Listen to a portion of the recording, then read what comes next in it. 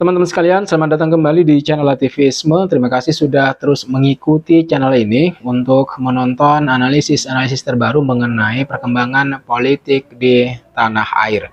Kalau kita bicara soal ijazah palsu, ada yang mengatakan mungkin curiga begitu, apa jangan-jangan Pak Jokowi sendiri yang menyeting agar kasus ijazah palsu ini terus menjadi viral dan tidak pernah tuntas sampai sekarang.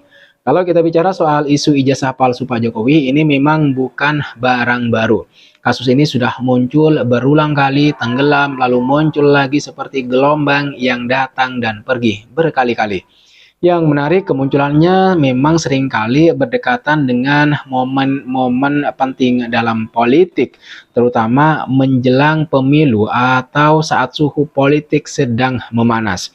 Nah, disinilah muncul pertanyaan yang cukup menarik bagi saya untuk kemudian bisa dibahas secara santai tapi tetap masuk akal.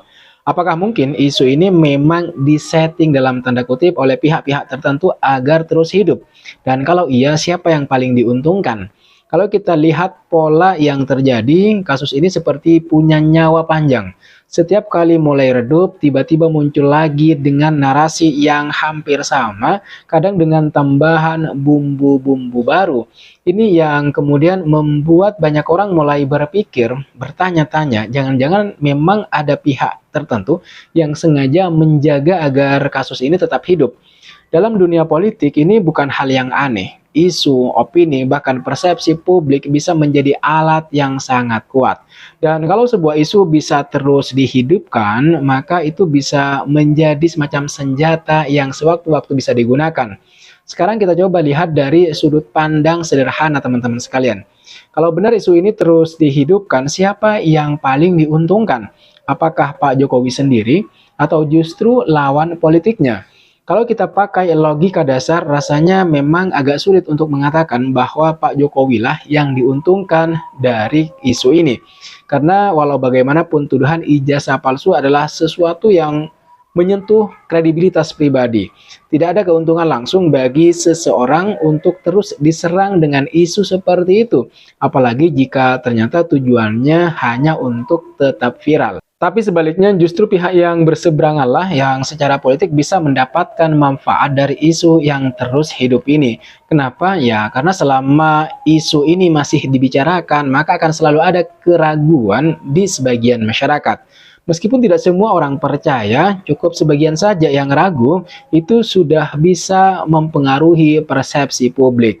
Nah, dalam politik teman-teman sekalian, persepsi itu kan sangat penting, sangat krusial, bahkan kadang lebih penting daripada fakta itu sendiri. Bayangkan saja begini, ketika menjelang pemilu misalnya, lalu isu ini tiba-tiba kembali ramai. Orang-orang yang sebelumnya tidak terlalu memperhatikan, jadi ikut bertanya-tanya, benar nggak sih kan gitu ya? Kenapa nggak ditunjukkan saja biar selesai gitu? Nah, pertanyaan-pertanyaan seperti ini itu akan terus berputar dan tanpa sadar kemudian membentuk opini. Inilah yang sering disebut sebagai framing dalam komunikasi politik. Kalau kita tarik lebih jauh, pola seperti ini sebenarnya sudah sering terjadi, bukan hanya di Indonesia, tapi juga di banyak negara lain. Isu lama yang belum benar-benar mati itu akan terus disimpan lalu kemudian dikeluarkan lagi di waktu yang tepat. Tujuannya jelas untuk menggoyang kepercayaan publik terhadap tokoh tertentu.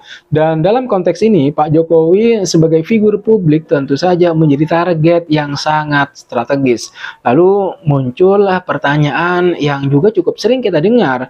Kalau memang tidak benar, kenapa tidak ditunjukkan saja ijazah aslinya gitu? Pertanyaan ini terdengar sederhana memang, tapi sebenarnya tidak sesederhana itu. Ada banyak kemungkinan alasan kenapa seseorang tidak merespons isu dengan cara yang diharapkan publik. Bisa jadi karena alasan prinsip teman-teman, atau boleh jadi juga karena privacy atau bahkan strategi komunikasi. Alasan-alasan kenapa tidak ditunjukkan saja ijazah aslinya itu sudah saya bahas di video sebelumnya. Kenapa? Itu sudah ada. Tapi yang jelas dalam beberapa kasus merespons isu justru bisa membuat isu tersebut semakin besar, semakin meluas. Nah, disinilah kita mulai masuk ke bagian yang lebih menarik teman-teman. Apakah mungkin Pak Jokowi sendiri yang menyeting dalam tanda kutip agar isu ini tetap hidup? Secara teori hampir semua hal mungkin saja gitu ya. Tapi kalau kita lihat secara rasional agak sulit menemukan motif yang kuat. Untuk apa seseorang mempertahankan isu negatif tentang dirinya sendiri kan gitu ya? Apa keuntungannya gitu? Kalau tujuannya untuk tetap relevan atau viral, rasanya Pak Jokowi tidak membutuhkan isu seperti ini. Sebagai mantan presiden, namanya sudah cukup besar, sudah cukup terkenal.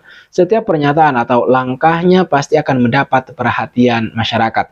Jadi tidak ada kebutuhan mendesak untuk mencari sensasi dengan cara mempertahankan isu yang merugikan dirinya sendiri. Sebaliknya, kalau kita lihat dari sisi lawan politik atau pihak yang tidak setuju misalnya dengan kebijakan-kebijakan Pak Jokowi selama menjabat sebagai presiden selama 2 periode, justru ada potensi keuntungan. Isu ini bisa menjadi alat untuk terus mengingatkan publik bahwa ada sesuatu yang belum selesai.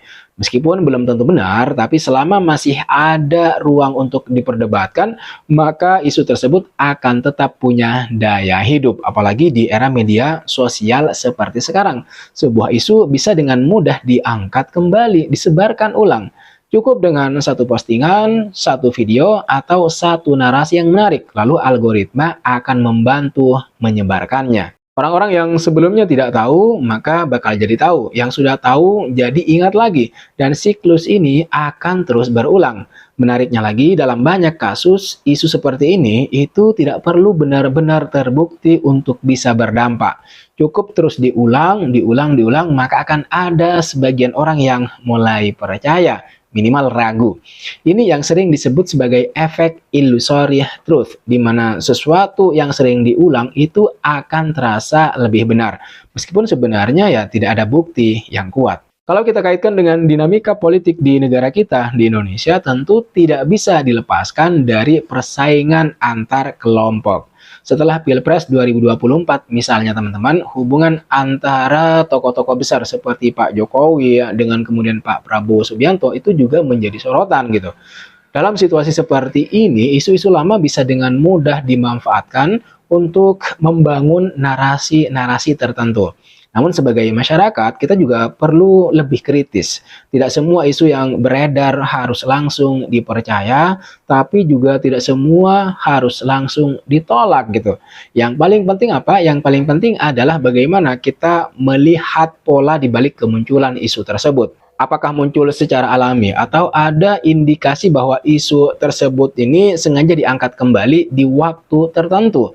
Kalau kita melihat misalnya dari sudut pandang yang lebih netral, bisa saja kebenaran dari isu ini itu sudah pernah dibahas atau bahkan dijelaskan, diklarifikasi. Tapi karena tidak semua orang mengikuti perkembangannya dari awal, maka setiap kali isu ini muncul lagi, seolah-olah menjadi sesuatu yang baru.